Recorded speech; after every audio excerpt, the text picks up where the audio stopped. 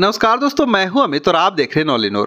दोस्तों, आज के इस वीडियो में हम बात करेंगे इंडियन रेलवेज के सबसे चर्चित semi high speed train Vande Bharat express के मचे बवाल की, जिसमें हाल ही में कुछ खबरें सोशल मीडिया पर पोस्ट किए गए, जिसमें दावा किया जा रहा है कि वंदे भारत एक्सप्रेस के जो ट्रेन के डब्बे हैं वह बहुत कमजोर हैं और इससे दुर्घटना का खतरा बढ़ सकता है।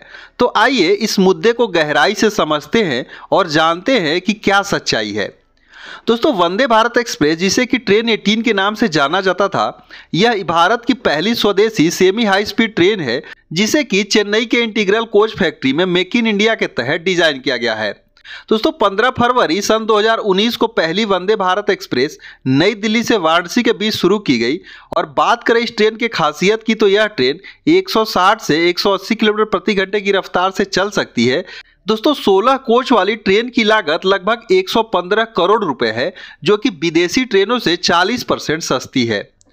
दोस्तों, बात करें इसके विस्तार की, तो आज देश में 60 से ज्यादा वंदे भारत ट्रेनें अलग अलग रूट पर चल रही हैं।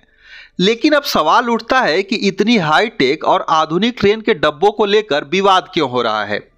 तो दोस्तों, हाल ही में अप्रैल 2025 में द हिंदू अखबार ने एक एक्सक्लूसिव रिपोर्ट प्रकाशित की, जिसमें रेलवे सुरक्षा आयोग यानी कि सीआरएस का एक रिपोर्ट का हवाला दिया गया।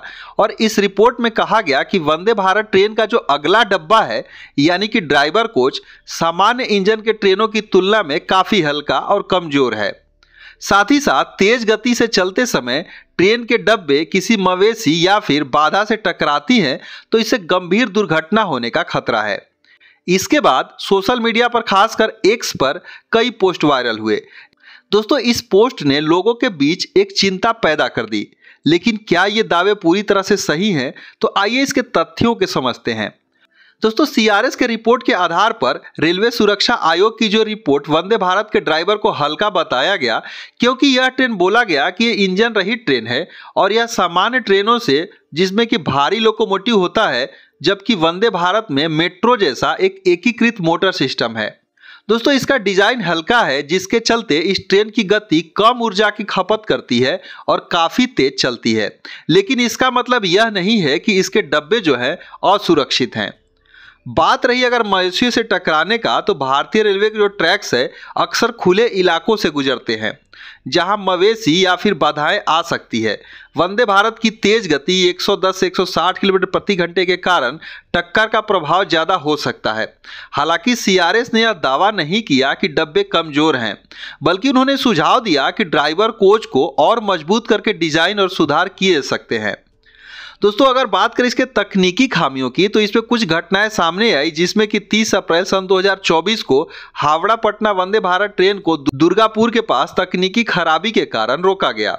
साथ ही साथ 4 मई सन 2025 को देवघर वाराणसी वंदे भारत में शॉर्ट सर्किट यानी कि चिंगारी से थोड़ी आग की खबर आई थी। दोस्तों, लेकिन ये घटनाएं जो है डब्बों की कमजोरी से नहीं है, बल्कि इलेक्ट्रिकल सिस्टम की खराबी से जुड़ी हैं। और रेलवे ने इन मामलों की तुरंत कार्रवाई की और यात्रियों के लिए एक वैकल्पिक व्यवस्था भी की। तो इस प्रकार से इन चीजों को देखते हुए रेलवे की तरफ से एक जवाब आया, जिसमें रेल मंत्रालय ने दावा किया कि अभी कोई भी आधिकारिक बयान इसको लेकर नहीं है। लेकिन रेलवे ने पहले कहा कि वंदे भारत को कुछ कठिन परिश्रमों से गुजारा गया है, जिसमें वह 180 किलोमीटर प्रति घंटे की रफ्तार से अपनी जो है टेस्ट को पास करी है। तो दोस्तों, इस प्रकार से सीआरएस टीम ने रेलवे के सुरक्षा आयोग को कुछ सुझाव दिए हैं, जो कि वंदे भारत एक्सप्रेस को सुरक्षित बनाने के लिए कहा गया है।